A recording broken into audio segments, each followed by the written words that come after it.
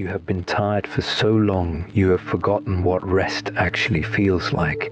Not the tiredness that sleep fixes. The other kind. The one that lives in your bones like a second skeleton. The one that greets you in the morning before your eyes open. That sits beside you while you work. That climbs into bed with you at night and whispers that maybe tomorrow you will finally have permission to stop. I have watched you use that tiredness as evidence. Evidence that you have given enough. Evidence that the universe is telling you something. Evidence that your body knows what your mind refuses to admit, that this was never going to work, that you were foolish to try, that the exhaustion is not a symptom but a verdict. You have turned your own fatigue into a judge, and you have been waiting for it to grant you an honorable discharge from your own life. But I need you to understand something. Tired is not a signal. Tired is not a sign. Tired is just tired. It is the tax you pay for wanting something that does not come easy, and you have been treating that tax like a terminal diagnosis. I have seen you measure your commitment by how you feel. On the days the energy comes, you believe. On the days that doesn't, you spiral. You have made motivation a prerequisite for action, and now you are hostage to something that was never designed to be consistent. You keep waiting to feel ready. You keep waiting to feel strong. You keep waiting for the morning you wake up and the tiredness is gone and the path is clear and your body finally agrees with your ambition. That morning is not coming. And somewhere inside, you already know that. The tiredness is not new. It was there when you started. It was there when you made the decision to want something harder than the life you were handed. You did not begin this journey rested. You began it desperate, and desperation carried you further than comfort ever could. But now the desperation has faded, and all that remains is the work. And the work is heavy, and your arms are shaking, and the voice in your head has started composing reasonable arguments for why you should set it down. I have watched you rehearse your surrender. You do not call it quitting. You call it being realistic. You call it listening to your body. You call it knowing when to walk away. You have learned the language of dignified retreat so well you almost believe it. But there is a difference between a strategic pause and a permanent collapse dressed in wisdom. And you are not fooling the part of you that remembers why you started. You think the people who succeed are the ones who never get tired. You think they have access to some reserve you were not given, some engine that runs on faith instead of fuel. But I have seen the ones who make it. They are not more rested than you. They are not more certain. They have simply stopped treating exhaustion as information. They drag themselves forward on the days they have nothing because they learn something you keep forgetting. The dream does not care how you feel. It only cares whether you show up. I have watched you show up empty and still produce.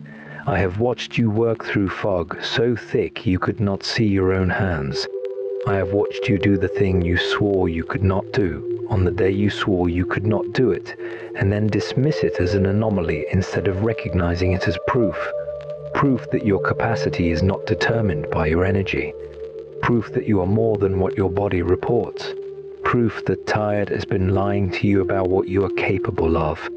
But you do not trust the proof, you trust the exhaustion. Because exhaustion feels like truth and effort feels like delusion, and every night when you collapse, you wonder if this is sustainable, if this is healthy, if this is the road to the life you want, or just the road to a breakdown with nothing to show for it.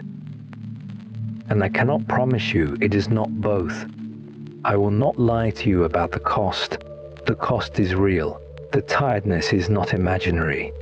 The weight you carry is not a story you invented to feel important. You are genuinely, legitimately depleted, and the world will not give you credit for that. The world will not see the hours you put in when no one was watching. The world will not calculate the sleep you sacrificed, the rest you deferred, the 1,000 small deaths you died to stay in the game. The world will only see the result, and that is not fair. But you did not sign up for fair. You signed up for this. I have seen you romanticize the finish line. You imagine arriving and finally being able to breathe. You imagine the tiredness lifting like fog, replaced by some permanent sunrise of satisfaction. But that is not how it works. The people who reach the thing they were reaching for do not suddenly become rested. They simply become tired for different reasons. And at some point you will have to decide whether you want to be tired from building or tired from wondering what would have happened if you had not stopped. You are not tired because you are weak. You are tired because you are doing something hard. And hard things do not come with energy included. Hard things take energy and take it and do not apologize for the taking. The question is not whether you can afford to continue. The question is whether you can afford the cost of quitting. Not the practical cost, the internal one. The one you will pay every time you see someone else do the thing you walked away from. The one you will pay in silence, in private, in the version of your future where you have to live with the knowledge that you had more, but you let the tiredness convince you that you did not. I have watched you survive things that should have ended you. I have watched you keep going past the point where keeping going made any sense. I have watched you find reserves you did not know you had in moments you did not know you could survive. And I have watched you forget all of it the moment the tiredness returns, as if the past proved nothing, as if you have not already demonstrated 100 times that your limits are not where you think they are. The tiredness wants you to believe this is different, this exhaustion is deeper, this fatigue is final. And maybe it is. Maybe this is the wall you cannot climb, the weight you cannot carry, the breaking point that actually breaks. But you have thought that before. You have been certain before, and you have been wrong before.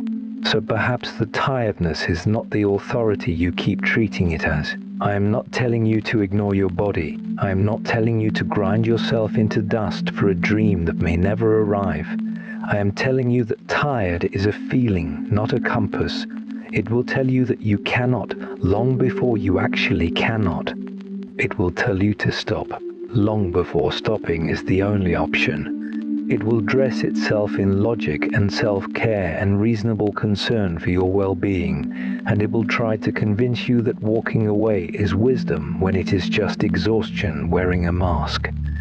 You do not need to feel strong to be strong.